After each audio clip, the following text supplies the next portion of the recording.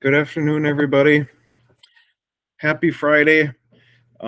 Best day of the weekend for most cases. So we're going to go ahead and get started, folks. All right. Today we're going to be talking about lifting safely and back safety along with some ergonomics. Okay. So the reason why this is such an important topic and why OSHA actually has quite a bit of emphasis programs on these is because of how common the back injuries are, and especially in your type of industry where physical labor is pretty much involved. So, but it's not limited to that. It's also um, very common in office settings as well with poor posture, stuff like that we're going to get into in just a little bit. But they are the most common workplace injuries that OSHA does see, along with us as well. Some of the results of these injuries, lost days of work, medical costs can be quite extensive, especially if a lot of diagnosis and imaging is required, like MRIs and CT scans. That can get quite costly, right? But also reduces productivity within the company, and it's just not a pleasant thing to experience. So hopefully today we're going to learn some tips and tricks and some ideas on how we can mitigate some of these risk for injuries. Okay. So common causes of back injuries in the workplace. We're still seeing about 2 million back injuries a year across the United States due to occupation. So the most common causes are listed below here. Improper lifting is one of the most common. All right.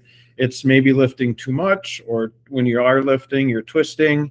Repetitive motion work. A lot of our manufacturers or factory workers who are continuously doing the same motion all day long, right? Those can all affect our body that way.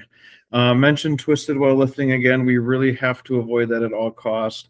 Heavy loads, right? Sometimes we figure, oh, maybe if I just take one extra bag of materials here, it won't be too bad. I can manage it for a little bit. But it's that kind of stuff that we're exerting ourselves and we're lifting too much, that our bodies, they fail. And what happens is it usually happens in the spine, where we can develop disc injuries, sciatica issues. So all those kind of things can contribute to that. So, and then like office setting or even at home, riding in the car, poor posture, that also puts a lot of strain on the lower back and can cause issues with that.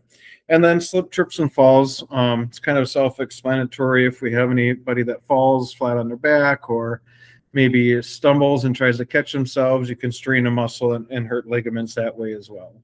Okay. So, excuse me, some signs and symptoms of a back injury. They're pretty common symptoms, but take them serious, because once that lumbar region or anywhere in your spinal cord or your discs or any of those areas, once they become injured, it's very difficult to heal from them, because there's so much motion and we use our back for so many things that it's very difficult to rest and to heal from. So early signs of these issues are key, because that way we can get out there and get it mitigated, start maybe some therapies and get with a physician or chiropractor to try and help us heal up on that. So some of the most common symptoms that we see are the pain and stiffness in those areas, muscle spasms, right? Limited movement. Like if you used to be able to turn your neck, all the way to your shoulder, now you can only get it past your collarbone. Stuff like that as signs and symptoms of these types of injuries. So numbness or tingling, definitely shooting down either side of your legs. That's something that we want to know about as soon as possible as well. General fatigue, you're just tired, no energy, stuff like that. So please report these symptoms as early as possible so we can mitigate it before it turns into a serious injury, right? So in the workplace, lifting is the most common, all right, causes of these injuries. A couple techniques, a couple tips to help mitigate those injuries. Number one is test the load first. Make sure it's not too heavy. If you really have to strain yourself to pick it up, it's way too heavy, please ask for help for that, okay? Keep your feet shoulder width apart and keep them flat to the ground if you can help it. When you're lifting, you should be tilt your head back, look up to the sky, and use your muscles, the big quad muscles on your legs to lift that object up. Try and keep your back as straight as possible. Okay. Keep the load close to you as well, especially if it's a heavier load. The further you extend that load out away from you, the more strain that puts on your back. So keep it nice and close. Lift with your legs straight up is the best way to do it. Okay. Once you have the load lifted up, avoid any twisting, any type of movement besides moving forward and backwards, up and down. Okay. And always, always, if you need help lifting something, always ask for help. Some other tips and tricks that we can use to prevent back injuries, more so in the office setting, or if you're like a truck driver or places, forklift operators also are at high risk for this too. Give yourself a good stretch before work. Stretch some of those muscles that you feel are getting a little tight. Don't rush yourself. If you're feeling that you may have one of these symptoms, don't rush to lift things. Assess it, take a look at it, and see if you need help with that. Okay.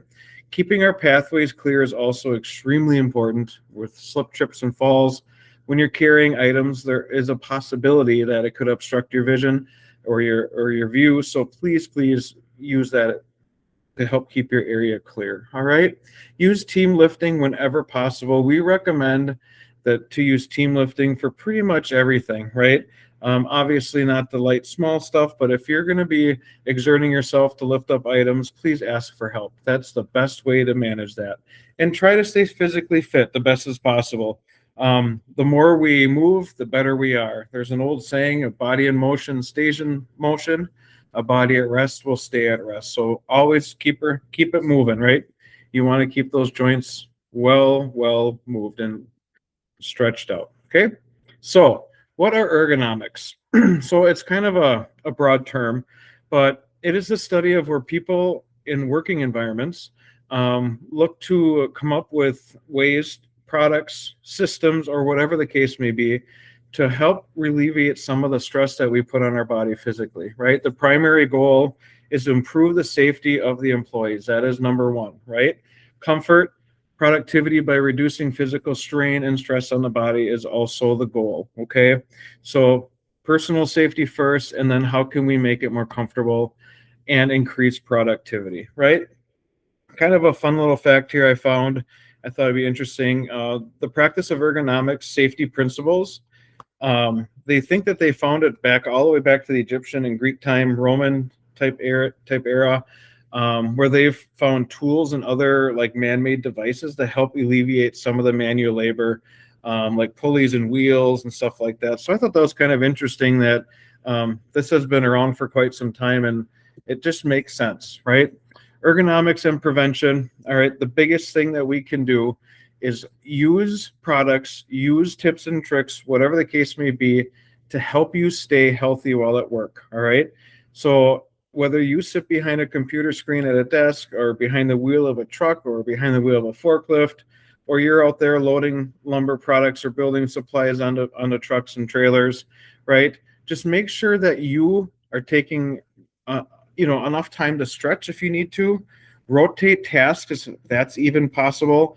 Some locations will allow you to kind of rotate around, do different jobs, different tasks, just to try and help break it up a little bit. But that's what also helps stop the repetitive motion type injuries. So maintain good posture, right? If you have to sit down for most of the day, use any type of ergonomic equipment that is provided, like lumbar support, pillows, tables and chairs that can be adjusted, desks that can be raised and lowered for if you want to stand up and stretch a little bit while you're still working. But there's some other good stuff out there too, right? Instead of carrying something really big and heavy, use a dolly. Maybe ask for people to help with lifting, okay? So the responsibility that we put on the employees for this, right? We have to follow our safety procedures. They're there because probably something happened to cause that procedure to be in place, right? So nobody is immune to those types of accidents. So please follow these safety procedures. Use proper lifting techniques is something that we really strive for. If you identify hazards, no matter if it's ergonomic related or forklift related, it doesn't matter what the topic is of the hazard that you find, please always report it to your supervisor, okay? Use all the equipment correctly, all right? and you guys have already accomplished this one participating in training. Okay.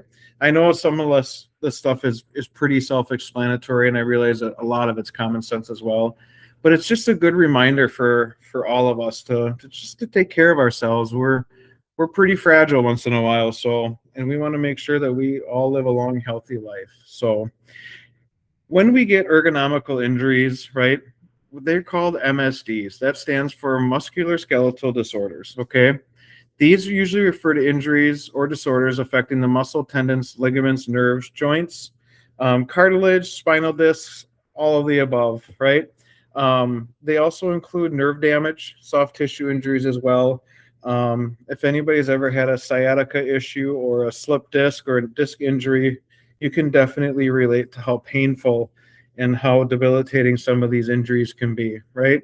A lot of the symptoms that we see are pain in the joints, right? Tingling or numbness down the legs, shooting pains, maybe from the lower back that go all the way down your leg to your feet.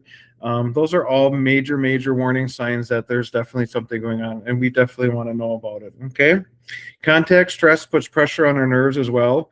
So like truck drivers or office people, if you're sitting down a lot, that compresses your lumbar discs all day long, especially if you're behind the wheel of a forklift or a truck, bouncing down the road or bouncing through the lumber yard, right? That repetitive motion bouncing on your discs can cause quite a bit of problems. Usually some minor damage that causes some swelling. That's when the disc could possibly slip. So stuff like that, definitely always be very cautious about, okay? What are some other factors that contribute to the different types of injuries that we could see out there? Force is one of them, right? Strength to perform a task, that means if you're exerting yourself, right, or bouncing on a seat going down the road, all those type of stuff can cause that type of injuries. Repetition, right, the number of times that we're doing something in a shift, like a lot of our assembly line workers or folks in that type of industry where you're bending over, picking up constantly, right, all day long. Posture is a big one. Remember, especially the sitting position is the biggest one. We don't want to let those discs get compressed if we can help it. And then vibration is also one that's very common in your type of industry. Industries that use a lot of hand tools, vibration can cause issues, and I'll explain that to you in just a few minutes, okay? Temperature also, that's a big one, right? We're all a little stiffer when it's cold out, so more stretches definitely need to happen in the winter time, but also in the heat as well. We can have fatigue and we can have a little bit of weakness, maybe from dehydration, stuff like that. So injuries can happen in both extremes. Warm weather with the weakness, if you're you're warm and you have a little bit of fatigue, the muscle tones are not as strong, right? Because you're not as tense. So that's where we could see ligament issues, injuries like that as well. And then the duration too. How much are you doing throughout the day? Like, are you sitting for 5 hours of the day, right? Or trying to stand for maybe 3 hours? All that stuff could play a factor, okay? And then there's also some non-work related issues that happen. People's medical history, lifestyle, hobbies, sports, right? Anybody that races, dirt bikes, all kinds of stuff can contribute to that as well. So just to keep that open. All right. Some other symptoms that we see that are very common: painful joints, pain and tingling, numbness to the feet. And I know we covered most of these already, folks, but I just want everybody to understand that these symptoms are a really good indicator that we need to do something. So they're very important to understand these symptoms, okay? Even as far as shooting and stabbing pains down arms and legs, swelling, inflammation, all of those can be very, very common, but also they are warning signs, okay? So I mentioned before about hand tools and vibration, okay? So HAVS, hand-arm vibration syndrome, okay? This occurs when you have a prolonged exposure to tools that cause a lot of vibration, all right? Some of those tools that we see out there are like angle grinders, obviously jackhanders, sanders, saws, drills, all those kinds of handheld equipments that have really high torque can cause vibration. So especially the sanders, right? That's all they basically are. That's how they move the sandpaper. So be very cautious about this. Once the symptoms start happening, they will increase dramatically. The best treatment for it is rest, and try to avoid using those types of tools if you can help it. But there are some ergonomical tools out there, like they have vibrating absorbing grips, and they have some other type of mitigating type products out there that can help with that. Okay, so just be mindful if you are one of those users. Okay. Common hazards that we see that regarding ergonomic, again, all right? These are the top ones, and I like to repeat them so that they kind of sink in, right? Repetitive motions are the big one, okay? Re Doing the same task over and over again really puts a strain on your muscles, all right? Awkward postures. This is something we see a lot in the construction industry, where they're building certain type of structures or whatever the case may be. Oftentimes we have to get into awkward positions to maybe reach behind a water softener or whatever the case may be, right, to try and fix something. So those awkward postures should be very temporary and should not exert yourself while in those postures if you can help it. Understandable though, sometimes we cannot prevent that, but at least we know that the danger is there, okay, and do your best to mitigate that. Excessive force, using too much physical effort to complete a task, right, could cause an injury for sure. So just be mindful of that. Try not to really exert yourself if you can help it, okay? Contact stress, we talked about a little bit before. Pressure on the soft tissues from tools or equipment, right, causing discomfort or injuries. We see this a lot in some of our foundries where they have the big hammers, right? They hammer out steel dies, stuff like that. That contact stress, people actually get issues with their legs and feet from that because of the ground vibration. So that is something that happens quite often, actually. Vibrations from like hand tools and smaller handheld tools. We definitely want to avoid hand-arm vibration syndrome because that is something that's very difficult to treat, and it's easier to prevent it. Okay. Posture, right? That's another huge part of this. Posture is the most important part, and I'm as guilty as the next person, right? When I sit down, I like to, tilt my head forward a little bit, and my back is totally not straight. I constantly have to remind myself, sit up straight, right? Because I don't want to have to wake up tomorrow morning feeling like I got hit by a truck, right? It's already hard enough when you're over 45. So, but multiskeletal issues, discomfort, long-term health problems, including neck and back pain, headaches, all that stuff can cause issues. So be mindful of the posture. Try to remind yourself, or even use some of those lumbar support pillows that kind of force you to have good posture. They really do help a lot. Okay. Some other things that we can do to help prevent some of this, right? We talked about proper lifting techniques. Taking frequent breaks for stretching is also a really good idea. If you feel yourself maybe getting a little bit of a tension headache, stand up, move your shoulders around a little bit, maybe stretch your back, go for a small walk. If possible, job rotation. I'm not sure if that's always a possibility. If it is, that could help, right? Definitely. But I would imagine in your type of industry, you're going from task to task and moving around, and there's probably lots of motion that happens, which is great, right? Adjustable workstations. We're seeing a lot of people in all different types of industry definitely going to these type of workstations where the employees can customize the height, right? I mean, they can even put them all the way up so that they can stand by their desk as well as sit.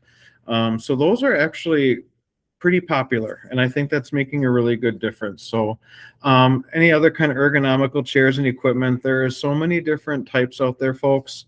Everything from self-adjustable to manual adjustable. There's lots of options. So providing a comfortable and supportive seating is very, very important. And like I mentioned before, maybe some of the more common used hand tools, if they are causing issues, right, with maybe some arm injuries or whatever, they do make some ergonomical attachments that we can add to those. So those are just a handful of the solutions. I'm sure that there are plenty of other ones out there, but these are the ones where most people start with off the bat. Okay.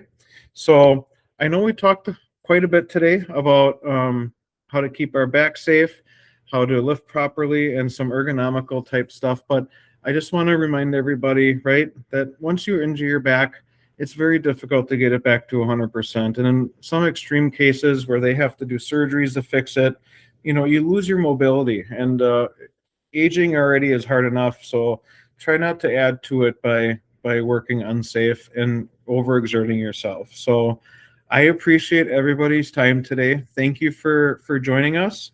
And I'd like to wish you all a very happy 4th of July, USA 250. That's awesome. It's a great time to be alive, folks. So with that, have a great weekend and have a great holiday coming up. Again, thanks for the opportunity to be able to share this stuff with you guys. I hope you all have a great weekend. Take care.